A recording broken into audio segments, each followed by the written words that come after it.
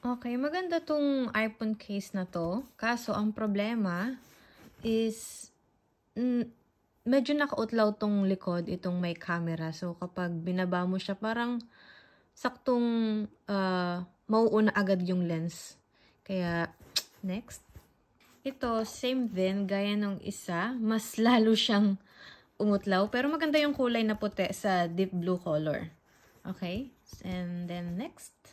Ganon din tong isa. Masyadong nakautlaw tong lens. And then, meron akong card. Natatanggal yung sticker niya. Kasi mahalaga yung Opal card namin, which is yung travel card dito sa Australia. Kailangan lagi namin yung dala. Otherwise, we have to pay for $200. Okay. So, this one is, next. Bagay din tong clear sa deep blue color. So, ito, natatanggal siya.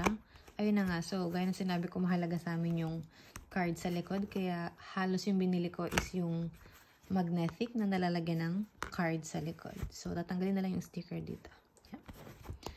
Pero, ayun na nga. Nakautlaw pa rin yung lens. So, next. Ito ay kulay pink. At, hindi siya bagay sa deep blue color. Nakautlaw din siya. So, mayroon din tong lalagyan na card sa likod. So, for me, yung color combination niya is not good. Okay? So, next. Maganda yung kulay niya. Tapos, may card din siya sa likod. Ito, ayan, covered na yung likod niya. Pero, itong lens, hindi pa rin. Hindi pa rin siya. Tama. So, next. So, ito ay black color. Yung case. Good combination siya sa deep blue. So, ito na. Fully covered na siya. Ito, fully covered. Pati yung lens niya, fully covered. So, tatanggalin ko siya para mas makita nyo ng maayos. So, ayan. Fully covered, pati yung lens. So, maganda siya. Okay? So, next.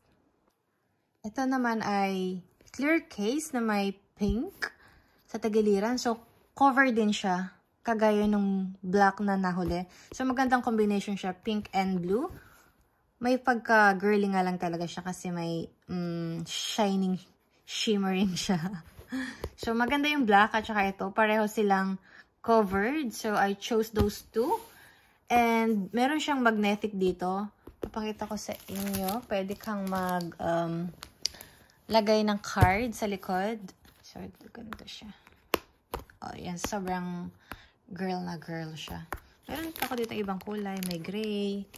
Meron ding white. So, sa nabili kong iPhone 17 cases, I think itong black and pink yung napili ko. So, bago kayo bumili guys, tingnan nyo din yung review ko para hindi masayang yung inyong ibibili kagaya ko. Yun lang. Thank you. Bye!